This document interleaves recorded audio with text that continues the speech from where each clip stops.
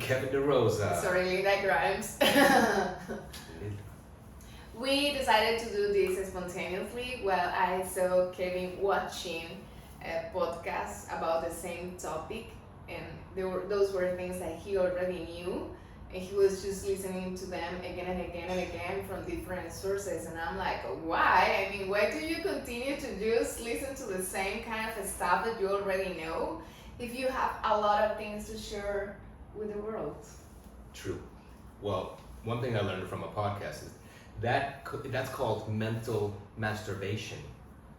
I don't know what that means. It's just, when you're consuming information just to kind of feel good, like you're learning something, instead of just taking everything you already know and applying it and taking action.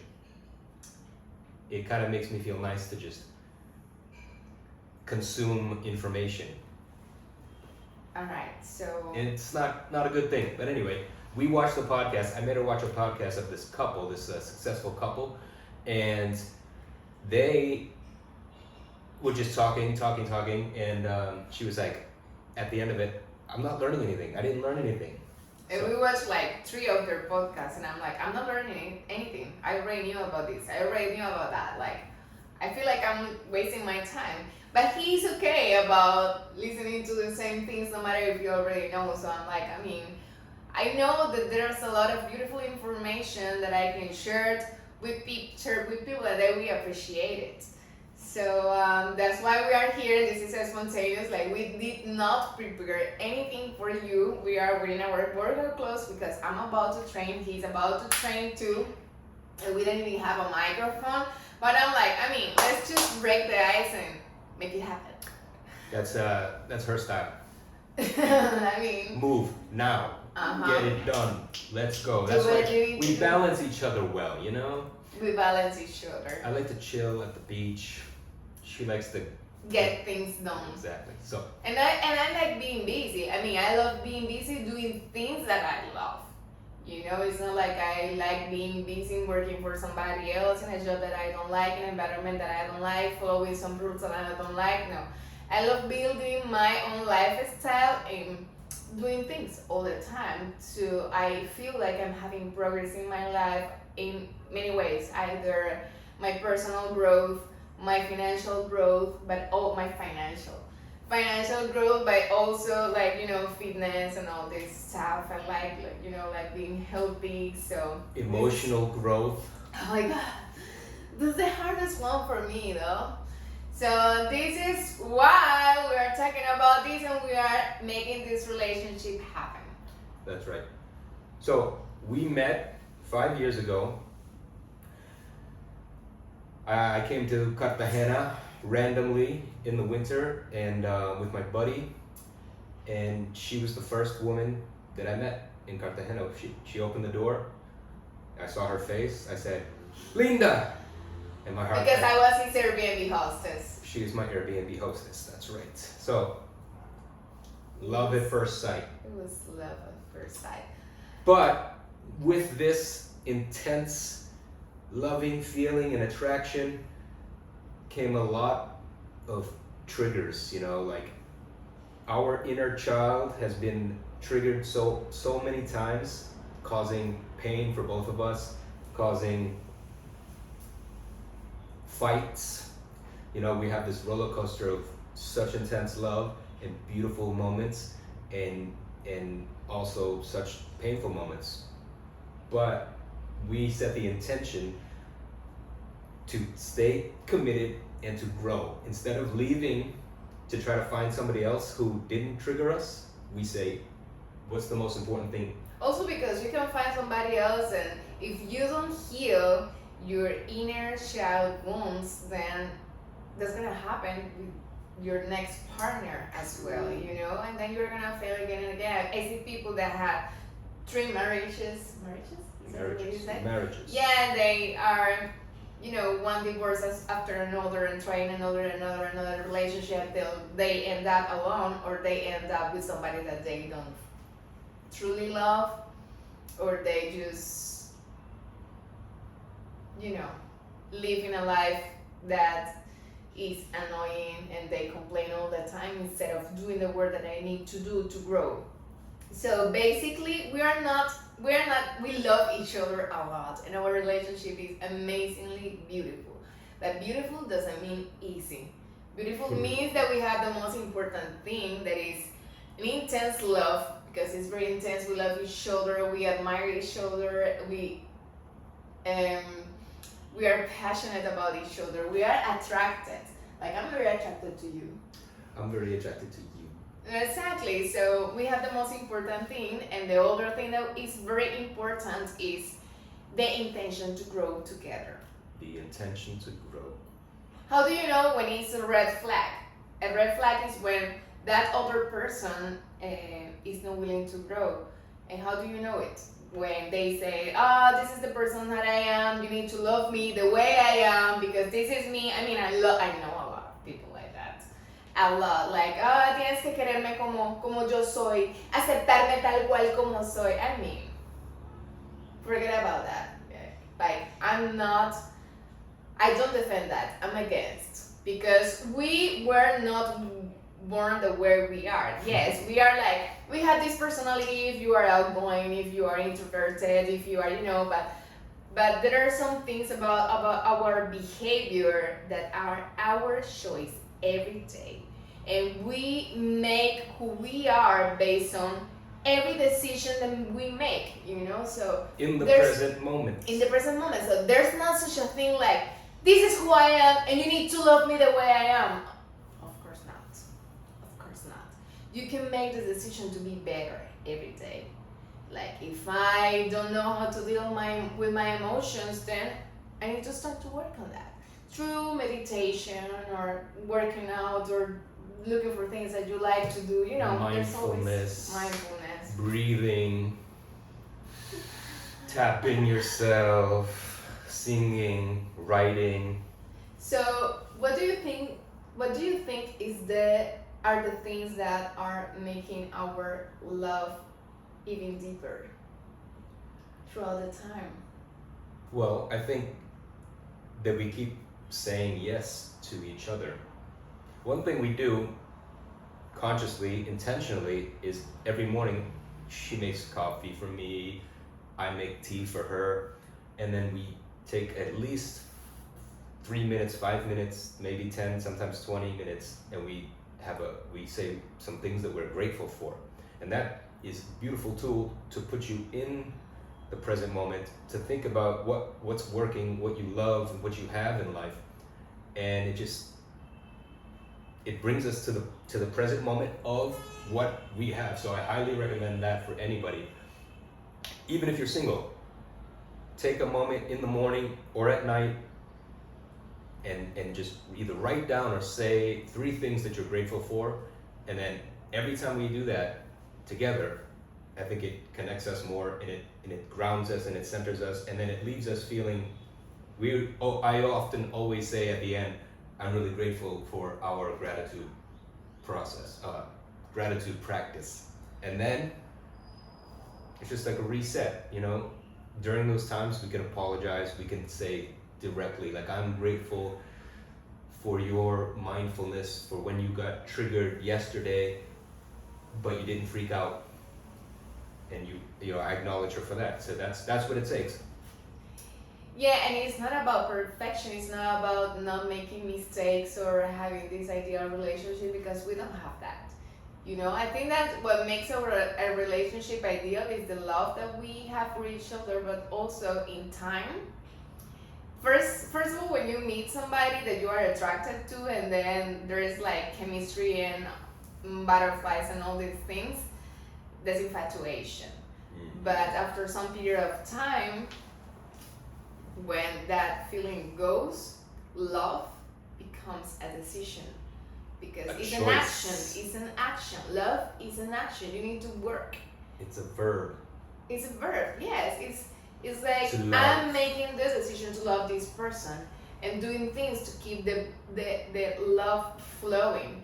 And then that's something that you need to do together. It's not like, okay, I expect the infatuation to last forever, and when I don't feel it anymore, then I'm gonna look for somebody else who makes me feel that same thing. which is very common, but we don't do that. So how do we feed the love? For me, it is very important to take, if you didn't read the book of 5 love languages, you have to, because after I read that book, I understood so many things about how different people, depending on or according to their personalities, they like to give love and they like to receive it. So maybe you are receiving love from somebody else, but you don't see it that way because you don't understand their love language. So, for example, my love language is physical touch, the number one, even though I have like all of them. Physical touch. And then if I remember that when I was a child. She also loves quality time. She also loves when you give her gifts. She also loves words of affirmation. Those are 3 other ones. I think she loves them all. With her, you have to really speak all the love languages. But it's the same for you. Maybe. Because you also like touch, like acts of service. You also like acts of service. You also like quality time. And gifts. I mean, I'm not good at giving gifts. So don't get offended and don't feel like I don't love you if I don't give you gifts. It's just that since it's not my love language, I kind of stress out when I need to give somebody a gift. I'm like, oh, what do they like? Oh my God, and what if they don't like it? And then when I fail, because I normally fail by giving gifts, I'm like, oh. Broken heart. So that's the thing. But the reason why this is important is because you need to understand what's the best way to make your significant other feel loved, and you need to also understand how they are giving you love even if you don't feel it. Right. So for example, I think this might come from the book itself. Say like 1 month goes by, I get up out of bed and go wash all the dishes, because to me that's giving her a gift. I'm washing the dishes, but she doesn't see it that way because she wants to cuddle in bed for the extra 10 minutes, 15 minutes while I wash the dishes. And so she's getting frustrated because I'm washing the dishes, and I don't understand because I'm washing the dishes for you. What are you doing? Why don't you feel loved? I'm washing the dishes for you. I hate washing dishes, but I'm washing them for you. And washing dishes is acts of service. Yeah, okay. So you gotta understand that if she likes cuddling, it doesn't matter if I wash the dishes. She's gonna feel a little neglected because I'm not cuddling with her. She would rather wash the dishes herself and have that moment of cuddling. That's just one example. Why you should read 5 love languages. Right. For example, my mother's love language was never touch. Like, I couldn't hug her because she was like, oh, get away from me. I never slept with her once. So, I had this feeling like this emptiness, like, oh, my parents don't love me. It's just that they are not sticky the way I am. Not touchy. But my mother's love language was gifts. Gift giving, and she would buy a lot of things for me, but I would I would appreciate it, but I would say, that's materialistic, like, that's not real love. No, that's her way of giving me love. And when I don't give her gifts, she feels like I don't care about her. So it's like, okay, Linda, pay attention. That book made me understand that my mother loves me. FYI, that's why I recommend it. But aside from that, there is a guy that is called Young Pueblo. That he gives beautiful advice about relationship, inner growth, and growth in relationships. And I like to read his stuff. It's very interesting. So I find myself in many situations with Kevin because he triggers me a lot. With him, I discovered that I was fucked up. I was in a long relationship before and I didn't have all these triggers, but he does triggers all of them. Reason why I wanted to run away many times, but then I realized that those wounds are inside of me. And if I found a person that triggers me as much as him, the story is gonna repeat. So instead of just giving up on this beautiful love that we have, just to look for somebody that is easier. I would rather, use this as an opportunity for me to grow, to heal my wounds and to manage to control my emotions, my feelings, and getting better at communication and deep healing. Deep healing. And he's been encouraging me to do that, and he's also this person that has like this big intention to grow and be the best version of himself, and I really appreciate that. I'm grateful for you. I'm grateful for you too. So big thing is, I'm fucked up, she's fucked up, we're all fucked up. in different ways. But we love each other, and we are intensely attracted to each other, and we know that we can grow, and so we keep committing to that, and that's all we can do. Otherwise, like you said, people get divorced 3 times. People just look for another relationship to feel that infatuation stage, and it always runs out. So It always runs out. So I think that we are gonna break down all this information into different topics. Like we would like to pick one day just to talk about vulnerability, about love languages, and